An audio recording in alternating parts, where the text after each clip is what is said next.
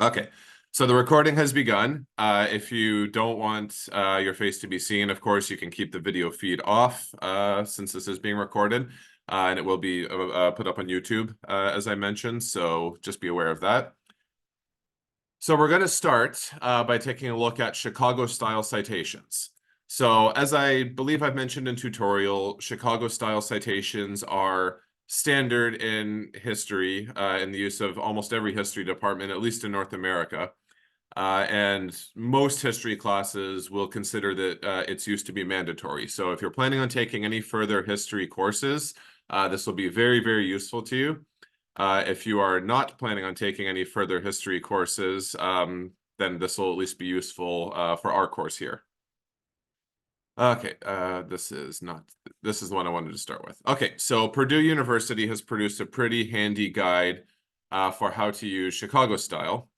And you can use that for almost any source. If you look at the left-hand side of the screen here, you can see, there's books, periodicals. We'll be looking at those too. But in addition to that, there are web sources, audiovisual recordings, interviews, like almost any source that you could imagine, really. And if you don't find that on Purdue's website here, there are a bunch of other websites that are quite valuable for Chicago style. So there's two different types of citations to use, especially in Chicago style anyway. The one is for footnotes or endnotes, but for our purposes, we're going to stick to footnotes. And the other is for a bibliography entry.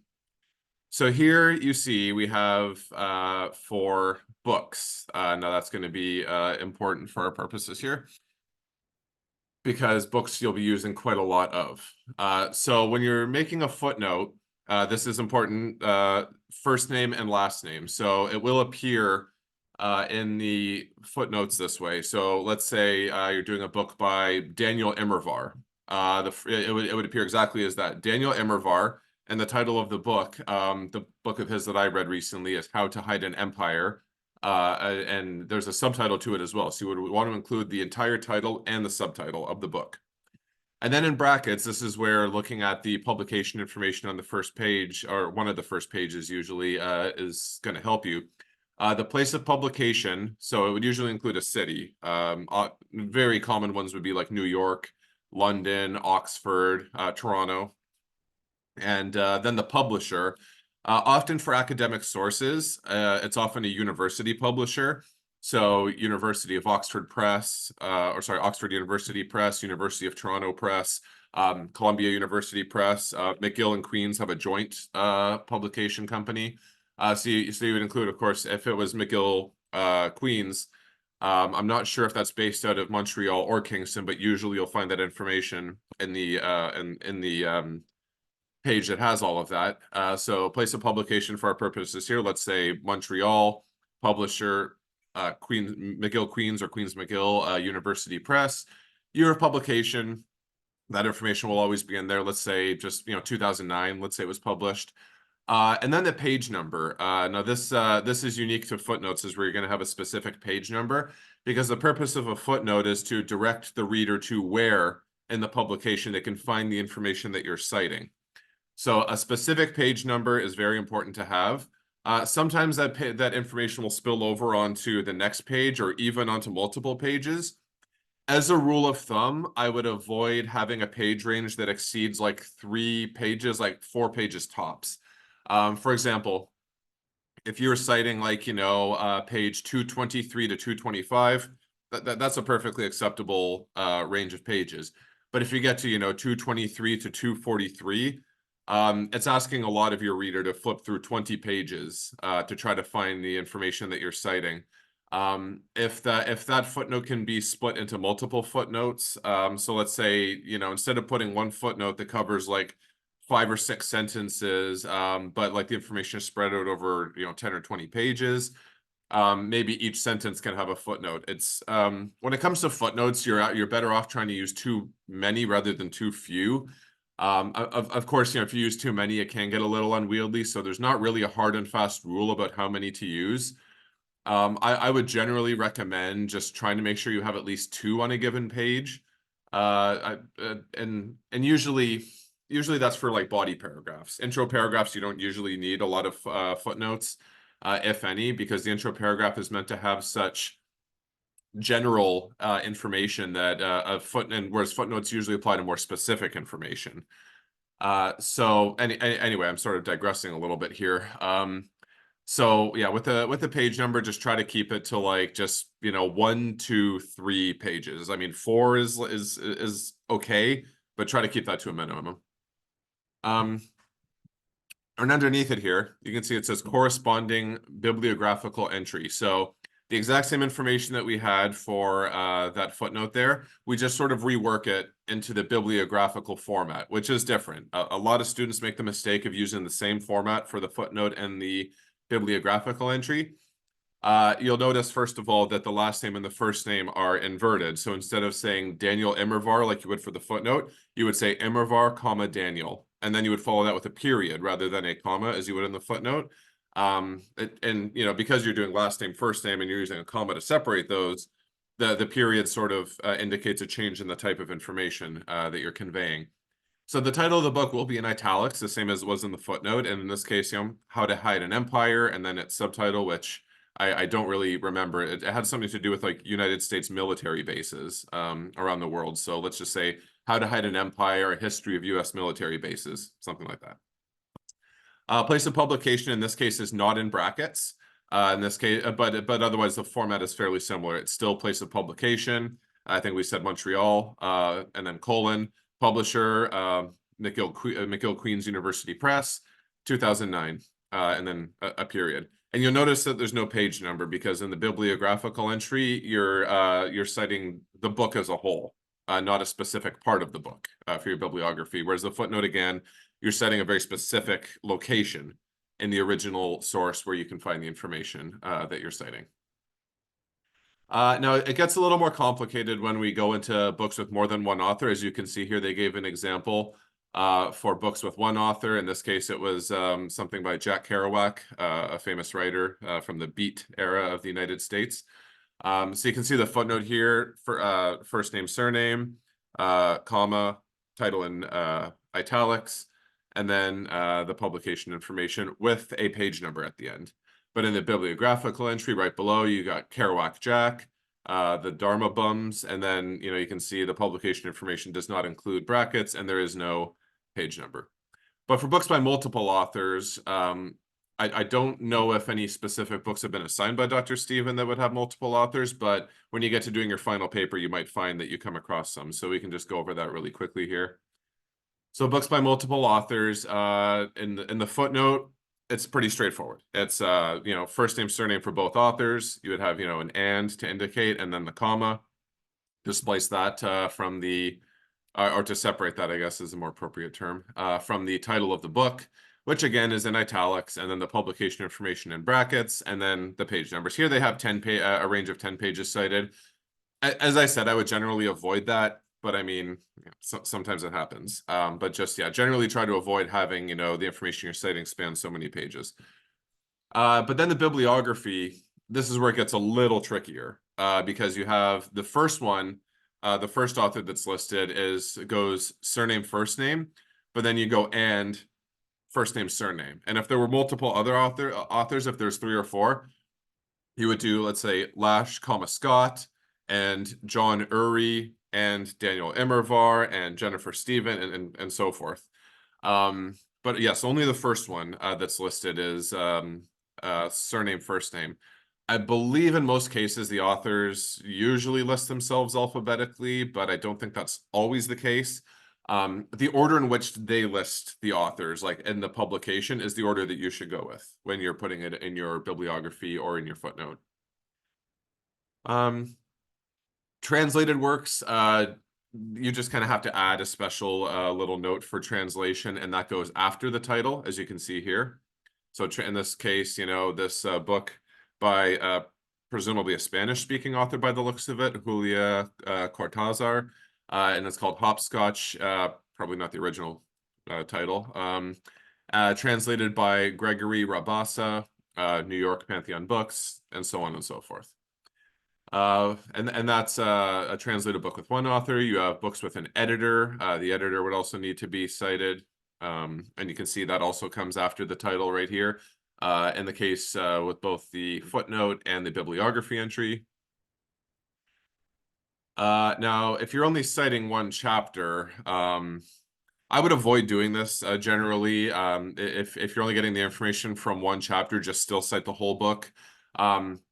Usually you'd only want to cite an individual chapter if it was like an edited volume that contained each chapter is like, you know, a publication by a different author. I don't know. Okay, yeah, here's how you would go about doing that. So you can see here, this particular chapter is by Muriel Harris. It's called, excuse me, Talk to Me, Engaging Reluctant Writers. And it's in a book called A Tutor's Guide, Helping Writers One-to-One. The editor is in the one who compiled all the chapters is named Ben Raffoth. I don't know if I'm pronouncing that correctly. And as you can see, it still has, you know, typically the publication information as it normally appears. What's interesting to note here, they don't have a specific city. Instead, the publication information only contained the state in which it was published, New Hampshire. You can only go with the information that's given to you. So in this case, they just put New Hampshire, Heinemann, 2000. Apologies, I'm coming down with a bit of a cough here, got a dry throat. And similar with the bibliography. So you don't really need to worry too much about introduction, preface, or afterword in a book. I mean, in that case, there's not much information in there that can't be found in the book itself. But just supposing that like you found some information in a preface or an introduction that and a different author contributed to that rather than the main author, here's how you would cite that. So in this case, you know, the book is by John Brockman. And this author here, Steven Pinker, contributed an introduction. So that's how you would do that. And often you'll find introductions have a different type of page styling. Instead of like page 1, page 12, or whatever, they use Roman numerals. In this case, that is 25, if I'm not mistaken. I'm a little rusty on my Roman numerals. And in the bibliography, the entire page range of the introduction is listed. So that looks like 23 through 33. So that's how you would do that.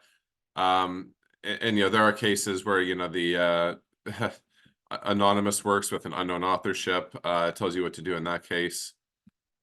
But we're sort of getting into like more rare situations here. So there's not really much need to ground ourselves down in these examples here. The ones I think are going to be most relevant to you would be books by one author. So in the Kerouac example here, books by multiple authors. So in the Lash and Uri.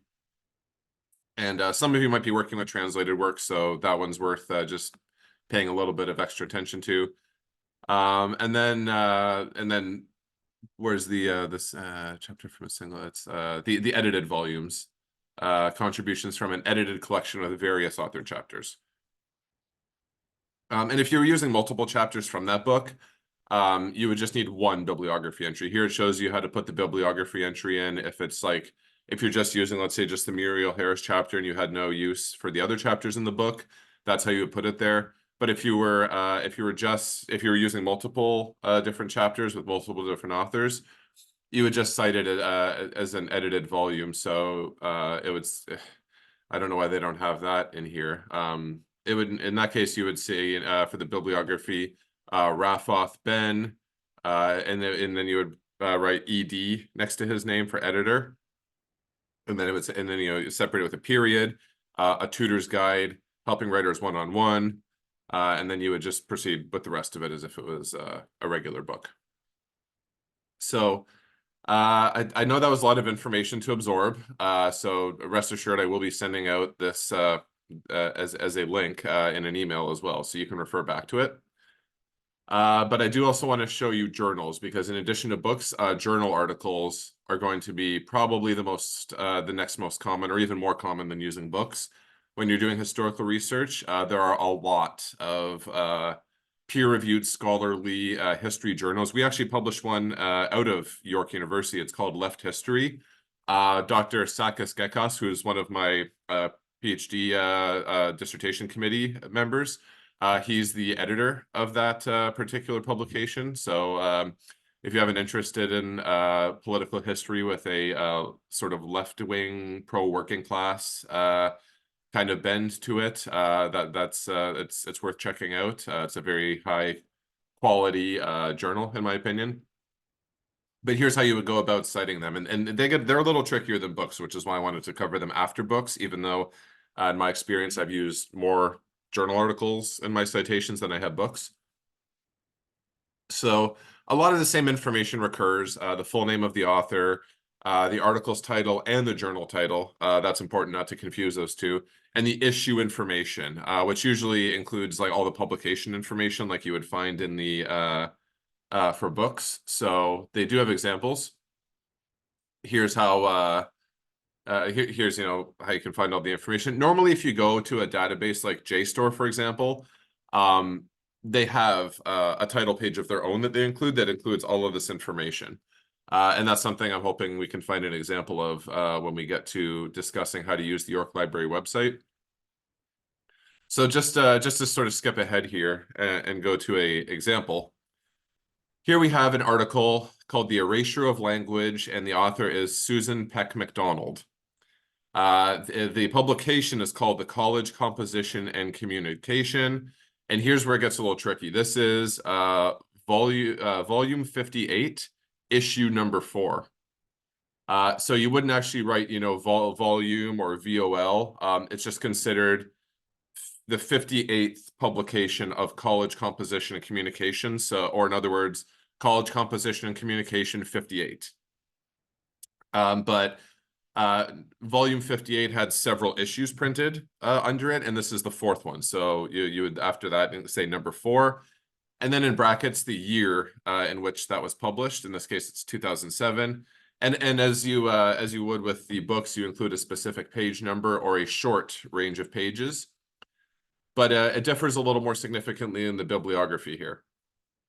So here you have, I mean, it's similar in the sense that you invert the first name and surname. And in this case, they give us a middle name to show us how that works. So MacDonald, comma, Susan Peck. And just like with the bibliographies with books, it's a period that you would use to separate the rest of the information. Whereas if you look just above that there, you'll see commas are used for footnotes.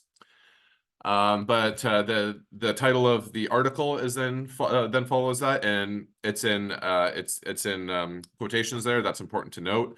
So the erasure of language in quotes, and again period rather than comma with the footnotes separating that information. But just like in the footnote, it's italics for the title of the journal, but then the number, I should have pointed this out before, but I'm sure you noticed anyway, the number is not italicized. That is important to note. But just like with the footnote, separated by comma, number 4, and in brackets you have the year in which it was published. And sometimes it'll also include the month that it was published in. So you might say April 2007. I've even seen it say the season in which it was published, so winter or spring or summer or fall 2007. Just include whatever information is given to you with these journal articles. Not just JSTOR, but actually almost all databases that compile these journal articles will include bibliographical information on a title page that they themselves generate when you access the article. But one thing to note is that the page range here is included in the bibliography because the article is just one of many articles contained in that issue. And what scholarly journals do is the first issue would begin with page 1, and then I'm just going to take a guess here based on this range here. It would, let's say, run for about 200 pages or 150, 200 pages. And there'd be several articles contained within those pages. But see, now we've got to the 4th edition. This could very well be the first article that appears in the 4th edition, but it would begin with page 585 because the page count is starting from the first issue, remember. And I mean, typically these are released quarterly, so it's likely that issue number 4 would be the last one issued for 2007. Again, that's not always the case, but it's just what's typical.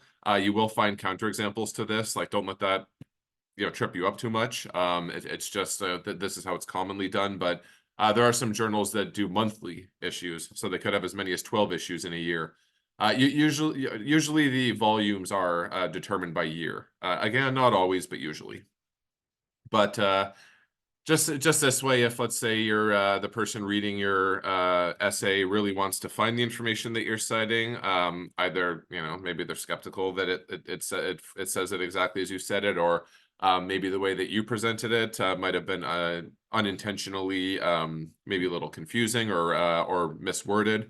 The person reading your essay, your article, whatever, can then refer back to the original source, and they can go and track down issue number 4, and then they don't have to work too hard to find the erasure of language. They know the exact page range on which this issue is published. This article is published in the issue, I mean to say. So, I mean, for electronic journals here, it kind of says to do this. Say like here they have JSTOR. JSTOR is very, very common for history and I think also for social sciences, but there are others. JSTOR just happens to be one of the most prominent. And it says here that, for an online one, such as if you were to find this, you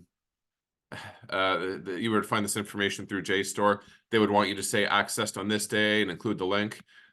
You don't really have to do that, to be honest, because there's just, almost all journals have a print and an online version. So you would just have to, you could just act as if you found the print version. It saves you on space. It saves you the trouble of copy pasting all this information. It's just redundant, to be honest, is all it is. And in my opinion, it just kind of makes things look a little more cluttered. I would just keep the bare minimum information, just what you see here. Henry E. Bent, professionalization of the PhD degree, which was found in College Composition and Communication 58, number 4, in 2007. So there's no need to go any further than that. And here we got, like if you, for magazines, online magazines, yada, yada, yada. But for the most part, it's best if, especially as undergrads, especially as first-year undergrads, best to just stick with scholarly journals and books for when you're doing your essays. There's really not going to be a whole lot of information floating around out there that you wouldn't be able to find in a book or in a journal article. And really, when you're doing your research, the best thing to do is to find your sources and then craft your final product around the sources, rather than try to try to cram your sources into something that you've already made. Let your sources kind of guide you, is another way of putting that. Now, I do want to talk about using shortened footnotes. So I do believe I'll have to change up the screen share here. So give me 1 second here, because I did pull up an essay of mine just to show you what shortened footnotes look like. Okay, hopefully you can all see that now.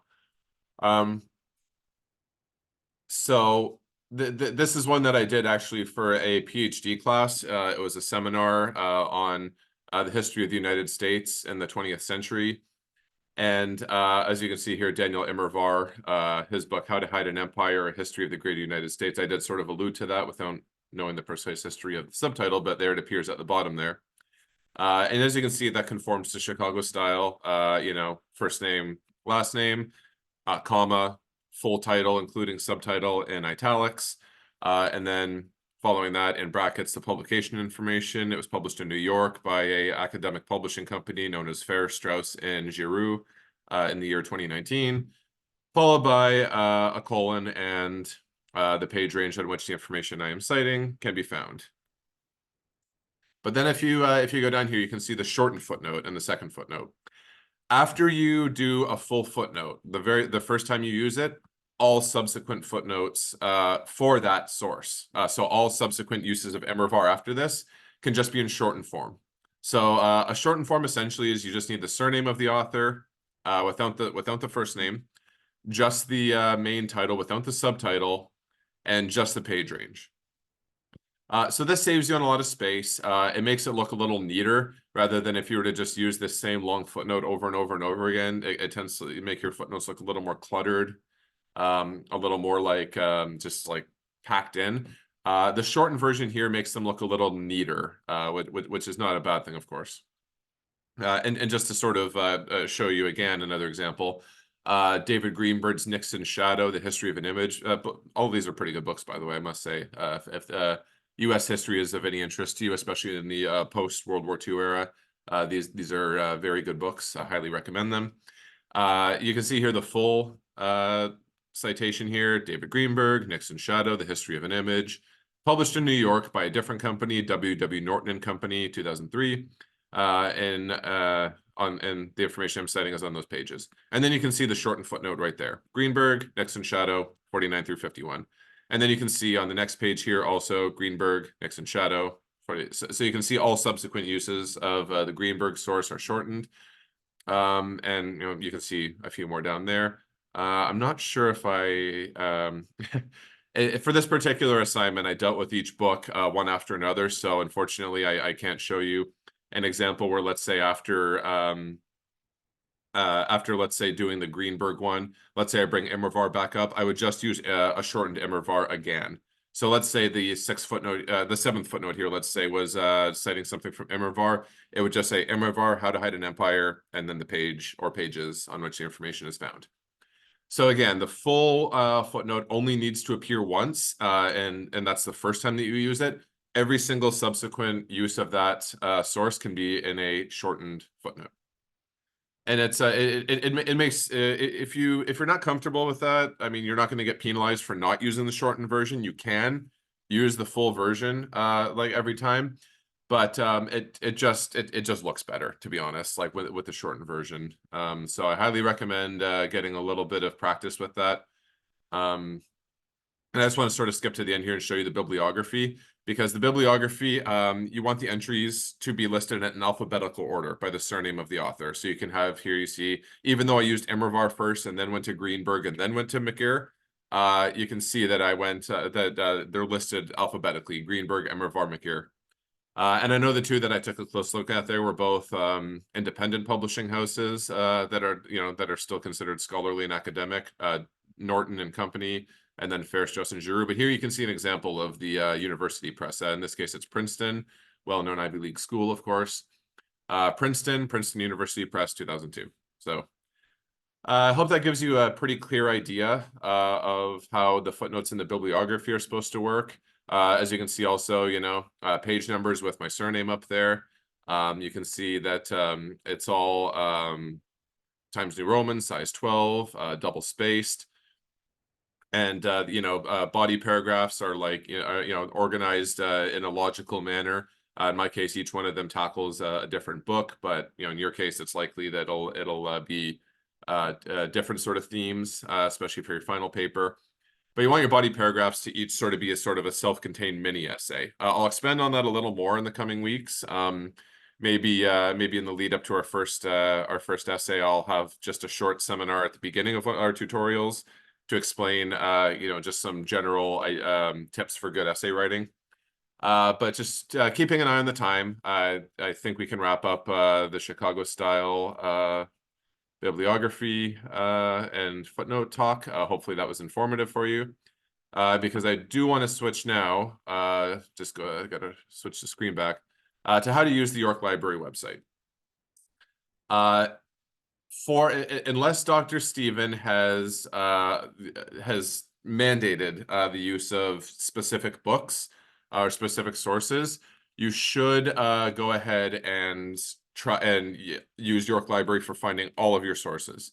As I mentioned in tutorial, the reason is that everything that you find on York Library has been vetted by the York Library system. Everything on there is of a scholarly, peer-reviewed, academic nature and is up to the standards that you would expect for a university library, and by extension for your use as university students. Google Scholar does not have that same rigorous gatekeeping mechanism, so avoid using Google Scholar for our purposes here. It's just not it's just not worth your while to have something slip through that might not be up to the standard that we're expecting. But I do want to demonstrate to you how this is used.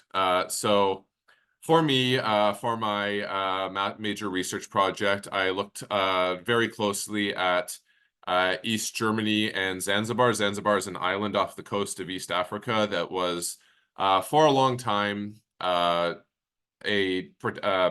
a dependency of the Sultanate of Oman, and then at a certain point became a British protectorate. But then after the British protectorate ended in 1964, within a few months, there was a revolution on Zanzibar Island where a Marxist-style government came to power, which after a few short months unified with the not so Marxist, but like African socialist government on the mainland. It had been called Tanganyika. Prior to that, it was German East Africa. But when Tanganyika and Zanzibar unified, they became Tanzania. So Zanzibar is now part of Tanzania, but at the time it was independent, and it was a major diplomatic breakthrough for East Germany. East Germany up to that point had been diplomatically isolated by West Germany, because West Germany just being in the historically much wealthier western part of Germany and also benefiting from significant U.S. Economic aid, whereas East Germany was forced to pay out the reparations that Germany owed to the Soviet Union, so they were significantly further behind economically. West Germany was able to basically say, you know, if you deal with us, if you recognize us, we'll give you lots of economic aid. They were saying this, of course, to newly decolonized nations, but they said if you recognize East Germany, we will cut all ties with you, and we won't recognize your government. And you know, for a country emerging from colonization, West German financial aid was pretty significant. So that proved to be very effective. But Zanzibar kind of bucked that trend and said, you know, we are ideologically much closer to East Germany, so we're going to build friendship with them. And then when Zanzibar and Tanganyika unified into Tanzania, the West Germans had already had relations with Tanganyika, and they demanded that the Tanzanian government kick out the East German embassy from Zanzibar Island. And the formerly Tanganyikan president, who had become the Tanzanian president on unification, stood his ground and said, "We're not going to let you dictate our foreign policy. The East Germans haven't done anything wrong by us, so we're going to." So they stood their ground quite successfully. Actually, it was the first time that something like that had happened. So anyway, that was the basis of my major research project at the master's level. So, of course, when I went searching for sources on this, I would type in, you know, keywords like East Germany and Zanzibar. I don't think I need to belabor keywords. You are all probably very proficient with using Google. Basically, the same thing happens here. So we just go search, and it just takes a minute. And here we can see quite a few sources have come up for this. Here's a book chapter. Thomas Burgess is a rather prolific writer on this topic. Several of my sources came from him.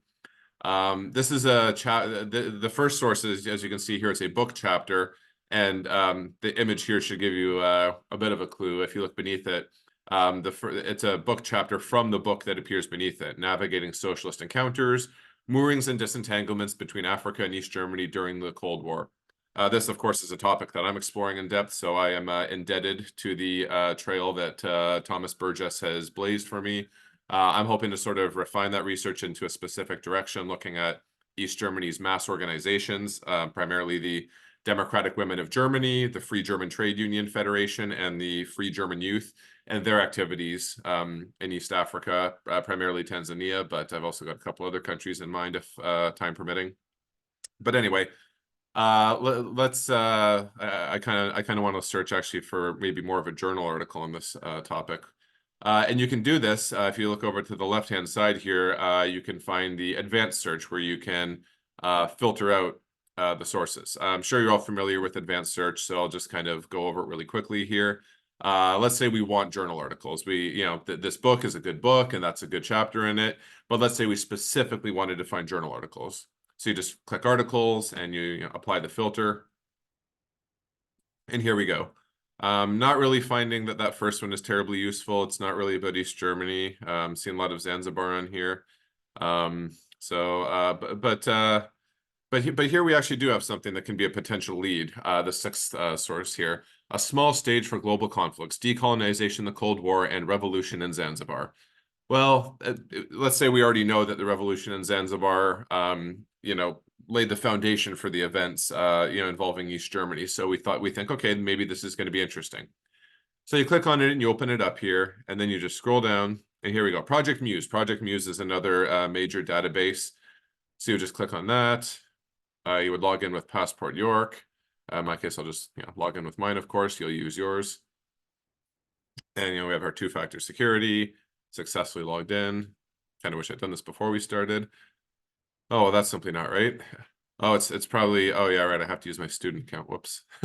The other one there was my employee account. Yeah, us grad students, we get two. So sorry, just give me a moment here. I'm gonna have to if I want to show that to you, which I do, I'm gonna have to switch accounts there.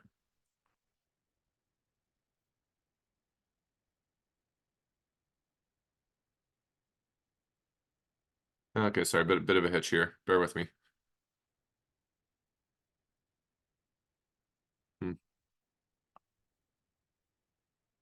All right, let me try to start from scratch here.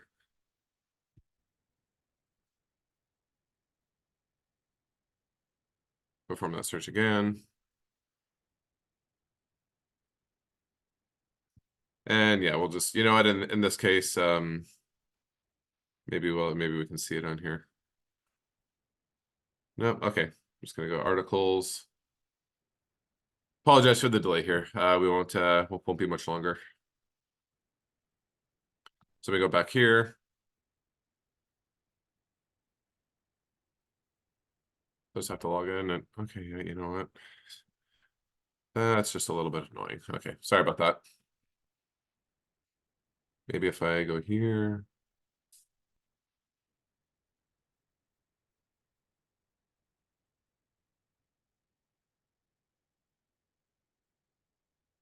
Okay, it'd be really helpful if it gave me an option to log out so that I could use my, oh, you know what? Maybe if I do this.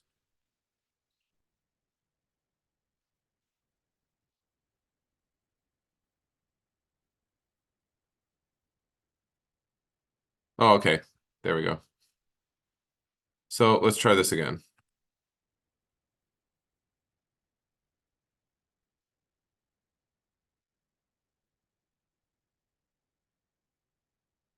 Okay. There we go.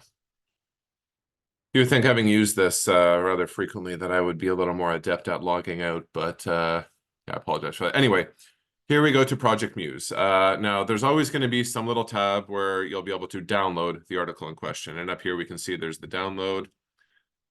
Usually by what they'll mean by download is they'll open it here in a PDF.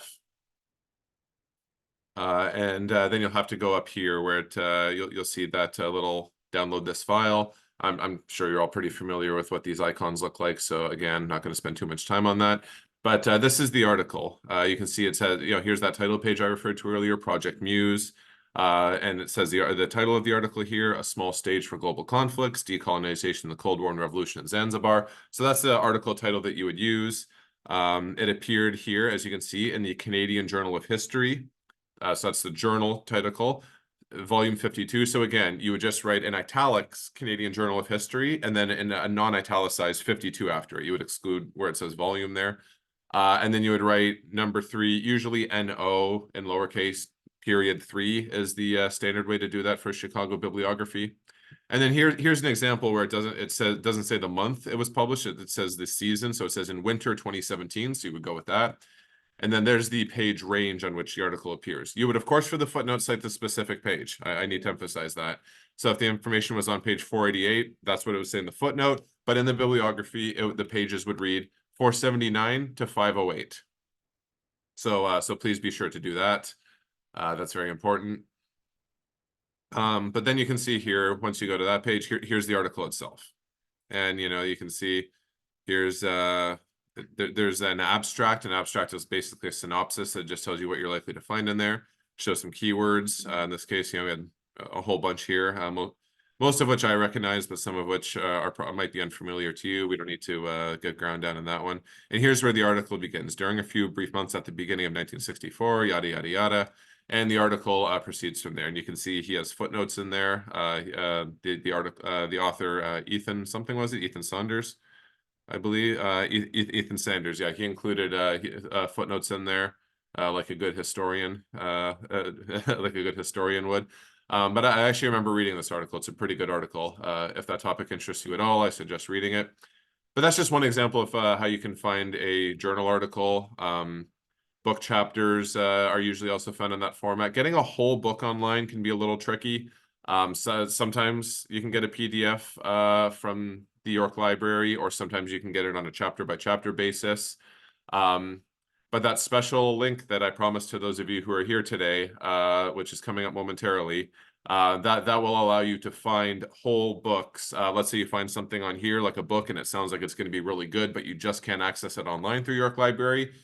This is the hack that you can use in order to likely find the book. I can't guarantee that all books are available on this website, but most of them will be. So yeah, this is just, you use keywords, you use the advanced search filters, just to draw your attention to the advanced search filters. You can look for resource type, which of course includes a huge range. Articles, books, all sorts of things really. So I just want to go back to the start here. So let's just go ahead and remove the active filters there. So yeah, you can see the amount of resource types. There's quite a lot. Primarily, you're going to use articles right here, and then books, and maybe book chapters as well. But like I would just stick with books. Just going to be easier. For publication date, if you're looking for information from a more specific time period, for example, I don't know, you really don't need to worry about stuff that was published like too recently. Like if it was published in 2024, it kind of means that like the information is very current and up to date. I would avoid using anything from like before 1990 if it can be helped. Just because and like in most disciplines, people think history is kind of like set in stone, like what we know about history is just what we've always known about history, but there's always new interpretations, new evidence comes to light, so I would generally look for stuff from like post 2000, and try to avoid anything from before 1990. If you're doing like sort of like a long research, like for something called historiography, which you don't need to worry that much about. But if you're looking at a long range of like how historical views have changed, then you might reach further back in the past. But for our purposes, just stick to like this century, and maybe the last decade of the 20th century. But other than that, just that's where I would stick to. There's other things down here, like let's say if you're a Spanish speaker or a German speaker or a Russian speaker, whatever, and you want to kind of show off your skills that way and bring in, like you let's say want to read an article in your native language or in a second language that you're proficient in, and then use that. I have to admit, I'm very impressed when I see that from students. When you reach across multiple languages, it really shows depth as a scholar. So if you do want to do that, that's entirely an option for you. Here you can see, where you can filter out the articles by language and pick out something, that you can bring in just for a little bit of, I don't know, let's call it pizzazz, for lack of a better term. But I think that should give you a broad overview of how to use the York Library website. If you have any deeper questions about how to use that, you can, of course, feel free to ask me. I'd be happy to show you or to guide you by email or even in person. I'm pretty don't let my inability to log out fool you. I am actually pretty experienced with using this website, so I should be able to guide you in through any issues that you're having. So feel free to reach out to me about that. All right, so I'm going to cut the video recording now so that I can then go ahead and give you the link to the special website, since you were all kind enough to show up today. So just give me 1 second. Okay, it looks like the video has stopped. Did I? Oh, no, I did not. Okay, sorry about that. Hang on. I'm not, okay, stop.